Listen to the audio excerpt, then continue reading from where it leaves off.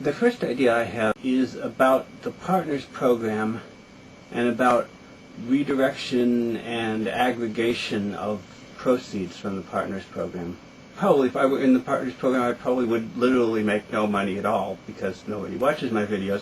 But even if I had 100 times more viewers than I do, and I made some money from the Partners Program, it still wouldn't be worth my while because the amounts involved would be too small, and it's not worth the trouble if you're going to get a small check in the mail. I mean, for me, if I'm going to get a small check in the mail, the trouble of taking it to the bank and endorsing it and cashing it, and it's just, I have so many things that I have to think about in my life, and adding one more thing, and even getting the check in the mail is already a problem because then I have to think about, well, am I going to throw this away because it's just not even worth depositing, or am I going to feel like an idiot if I throw it away? And that's something else to think. I don't know if I have attention deficit disorder, but I think my attention is all paid out, as it were.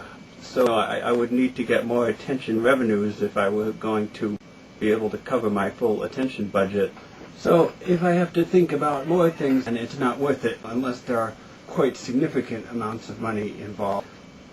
But what I did think is that it might be worth it if I could, say, donate the money to some charity or something, and if you could get a whole bunch of people and have the proceeds from their partnership be all aggregated together and donated to a charity or something, or donated to anything. It doesn't have to be a charity, or it could be anything that they would want to donate it to. And even maybe having one person having the proceeds donated to something might be worthwhile, because while it may not be worthwhile for an individual to cash another check for $5, for a charity which is in the business of cashing a lot of small checks, it's going to be worth their while to have another small donation.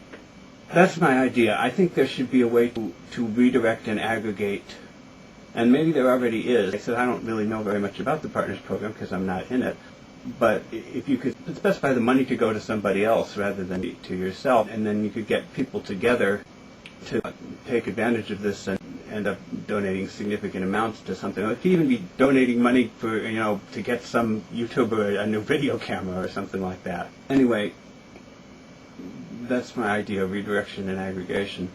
My second idea is about the most subscribed list. And that's where Alyssa comes in, because as far as I know, she hasn't been on the most subscribed list, even though I see her subscriber numbers going up. I look at the weekly most subscribed lists. I thought, she should be on it, but she's not. And presumably the reason is that she has some videos that have been flagged as inappropriate for minors.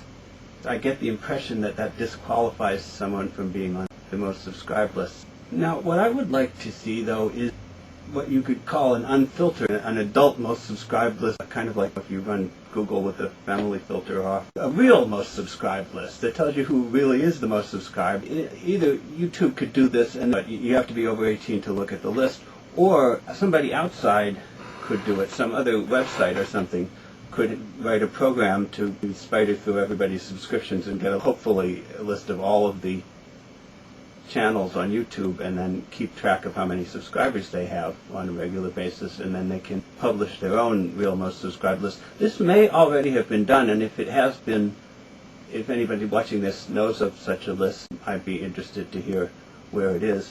So finally, my third idea is not really an idea, it's just a joke. It started out as a joke, but then I began to think that maybe it's actually a reasonable idea, and that is to have a inappropriate for adults flag. That is, we have these videos that are inappropriate for minors. Well, I think there are all these videos of 14, 15-year-old girls shaking their derriere, and I guess I don't have a problem with teenagers watching one another shake their booties. It's kind of a bit troubling to think that there are a lot of people my age who can use YouTube for the purpose of watching a lot of teenagers shake their booties. So I don't know if it really makes any sense, but the idea was you should have some videos that are considered inappropriate for adults.